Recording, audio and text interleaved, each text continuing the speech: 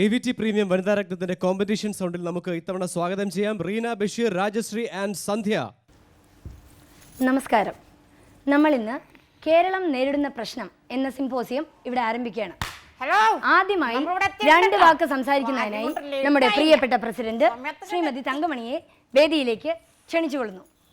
പ്രിയപ്പെട്ട സഹോദരി സഹോദരന്മാരെ, സുഹൃത്തുക്കളെ, വളരെ കാലത്തെ പ്രയത്നത്തിനും പ്രവർത്തനത്തിനും ഇന്ന് ഫലമുണ്ടായിരിക്കുകയാണ്.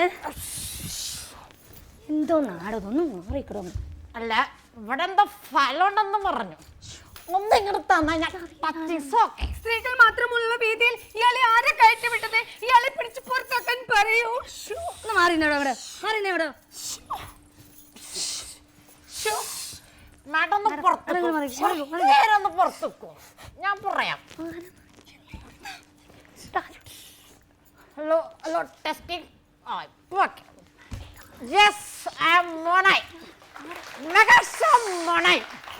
ഈ സ്റ്റേജിന്റെ ആളാ, പുറത്താക്കാൻ പറ്റില്ല.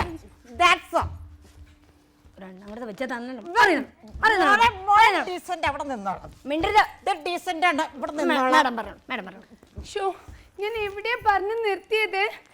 അങ്ങനെ നമ്മൾ ഇന്ന് ലഹളരത്നം എന്ന പേരിൽ ഒരു സംഘടന ആരംഭിക്കുകയാണ്. പെൻട്രാഷൻ വരില്ല. ലഹളരത്നത്തെ കുറിച്ച് പറയുകയാണെങ്കിൽ ഈ നാടിന് പല സംഭാവനകളും ചെയ്യാനാണ് സംഘടനയുടെ തീരുമാനം. മാഡം, ഒരു 100 രൂപ സംഭാവന അത് എനിക്ക് തന്നെ. താൻ എന്താണ് ഈ പറയുന്നത്? മാറി നിൽക്കടോ. മോനെ ഇവിടെ നിന്നോളൂ, സ്റ്റേജിന്റെ ആളാണ്. ജാതിയും മതവും രാഷ്ട്രീയവും ഉണ്ടാവില്ലെന്ന് ഞാൻ ആണയിട്ട് പറയുകയാണ്. ഒന്ന് കാണിച്ചു തരൂ. ഷോ എന്തോന്ന്? അല്ല, ഞാൻ ഈ ആണെന്നത് കണ്ടിട്ടില്ല, ചൂടുള്ളത് കണ്ടിരുന്നു. പ്രസിഡന്റ് ഒന്ന് ഊന്നി പറ. മതവും രാഷ്ട്രീയവും ഉണ്ടാവില്ലെന്ന് ഞാൻ ഊന്നി പറയുകയാണ്. ഇത്രയും പറഞ്ഞുകൊണ്ട് ഞാൻ എൻ്റെ വാക്കുകൾ ഉപസംസ്കരിക്കുകയാണ്. അടുത്തതായി നിങ്ങളോട് സംസാരിക്കുവാൻ ലഹളരത്നത്തിന്റെ സെക്രട്ടറി രമണിയെ ക്ഷണിക്കുകയാണ്.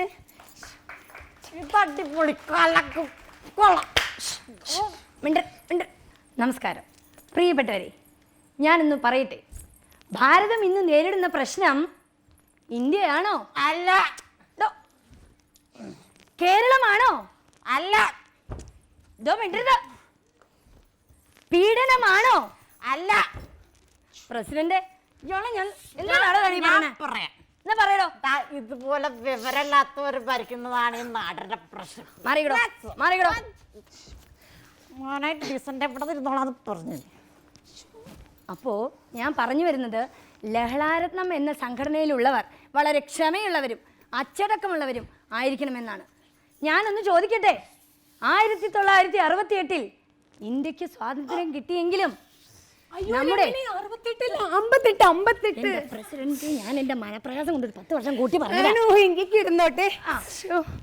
അപ്പോ ലഹളാരത്നം എന്ന സംഘടനയുടെ സെക്രട്ടറി എന്ന നിലയിൽ ഞാൻ ചോദിക്കുകയാണ്, ഇന്ത്യക്ക് മാത്രം സ്വാതന്ത്ര്യം നേടിക്കൊടുത്ത ഗാന്ധിജി എന്തുകൊണ്ട് കേരളത്തിന് സ്വാതന്ത്ര്യം നേടിത്തന്നില്ല?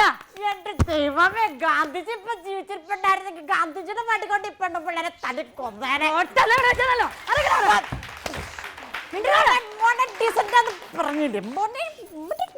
അതുകൊണ്ട് ഞാൻ പറയുകയാണ്, മാറി മാറി 2 രാഷ്ട്രീയ പാർട്ടി ഭരിച്ചു, എന്നിട്ടും കിട്ടിയോ സ്വാതന്ത്ര്യം? കിട്ടിയോ നമുക്ക് സ്വാതന്ത്ര്യം? ഇത്രയും വിവരമുള്ളവരെ പിടിച്ചിട്ട് ഏതെങ്കിലും യൂണിവേഴ്സിറ്റിയുടെ വൈസ് ചാൻസലറാക്കാൻ പറ്റിയില്ല. ഇവിടെ ആരും ഇല്ലേ ഇയാളെ ഒന്ന് പിടിച്ച് പുറത്തേക്കാക്കാൻ? കുറെ നേരം ഇയാളെ ശല്യപ്പെടുത്തണം. അതുകൊണ്ട് ഞാൻ പറയുകയാണ്, നമുക്ക് രാഷ്ട്രീയം വേണ്ട വേണ്ട വേണ്ട എന്ന്. കൊള്ളാം. സെക്രട്ടറി രമണി പറഞ്ഞതുപോലെ രാഷ്ട്രീയം നമുക്ക് വേണ്ട എന്ന് പറഞ്ഞതിൽ ഞാൻ പൂർണ്ണമായും യോജിക്കുകയാണ്. നമ്മുടെ ആദ്യത്തെ പ്രവർത്തനം എന്ന നിലയ്ക്ക് ഇപ്പോഴുണ്ടായ അണുബാധയ്ക്കെതിരെ ഒരു സമരവുമായി മുന്നോട്ട് വരണമെന്ന് ഞാൻ ആഹ്വാനം ചെയ്യുകയാണ്. പ്രസിഡന്റ്, ഈ അണുബാധ സമരം അവിടെ നിൽക്കട്ടെ. അതിനു മുമ്പ് നടന്ന ദുരന്തം സുനാമി. ആ സുനാമി ഫണ്ട് പോയതിനെ പറ്റി നമുക്ക് സമരം ചെയ്യാം. എന്തിന്? അണുബാധയായിട്ട് എത്രയോ കുട്ടികൾ മരണപ്പെട്ടിരിക്കുന്നു. അതിനെതിരെ സമരം ചെയ്ത് ആ മന്ത്രിയെ കൊണ്ട് രാജിവെപ്പിക്കണം. മന്ത്രിയെ കൊണ്ട് രാജിവെപ്പിക്കുന്ന എന്തിനാ? അണുബാധ ഉണ്ടായതേ വൃത്തിയായി സൂക്ഷിക്കാഞ്ഞിട്ടാ. അതിനു മുമ്പ് നടന്ന ദുരന്തമാ സുനാമി. രമണി സെക്രട്ടറി ആണ് പ്രസിഡന്റ് ആണ് വലുത്? ഞാൻ പറഞ്ഞുതരാം. ഞാൻ പറയാം. ഞാൻ പറയണതാണെന്നാ. നിങ്ങളെ സഹിക്കുന്ന ഈ മൊണയാണ് വലുത്. മൊണായി അറിയണോ? ഞാൻ പറഞ്ഞോളൂ അവിടുത്തെ കാര്യങ്ങൾ. പ്രസിഡന്റ്, അണുബാധ സമരം നടക്കില്ല. ആദ്യം സുനാമി സമരം. പറ്റില്ല. ആദ്യം അണുബാധ ആരോഗ്യമന്ത്രി രാജിവെക്കണം. അതിന് കൂട്ടു നിൽക്കാൻ എന്റെ ചേട്ടൻ സമ്മതിക്കില്ല. അങ്ങനെ ലോക്കൽ നേതാവാ, വലിയ പാർട്ടിക്കാരനാ. എന്റെ ചേട്ടൻ ലോക്കൽ അല്ല, അദ്ദേഹം മണ്ഡലം പ്രസിഡന്റാ. ആ പാർട്ടിയാ ഇന്ത്യൻ പാർട്ടി. മണ്ഡലമായാലും മകരവിളക്കായാലും എന്റെ പ്രസിഡന്റ്, ഈ അണുബാധ സമരം ഇവിടെ നടക്കില്ല. ഞാൻ നടത്തൂടി. നീ എന്തോ ചെയ്യും? ഞാൻ പ്രസിഡന്റ് സ്ഥാനത്ത് രാജിവെപ്പിക്കും. ഞാൻ നടക്കില്ല. നീ അതിന് മൊത്തം വെള്ളം നട്ടില്ല. നീ ആരാ? ഞാൻ ഇതിന്റെ സെക്രട്ടറിയാ. എടി നീ എപ്പോഴാണ് സെക്രട്ടറി ആയത്? ചരിത്രമൊക്കെ എനിക്ക് കുറെ അറിയാടി. എനിക്കും കുറെ അറിയാടി. നീ ആരോട് വന്നിട്ടാണ് ഈ പ്രസിഡന്റ് സ്ഥാനം മേടിച്ചത്? ഞാൻ ഇവിടെ തന്നെ ഉള്ളതല്ലേ, എനിക്കറിയാം. നീ ആര് പറഞ്ഞിട്ടാണ് സെക്രട്ടറി ആയത്? നീ എന്നെ അടിച്ചല്ലേ? നിന്നെ ഞാൻ ഉണ്ടല്ലോ, ഞാൻ പറയാം.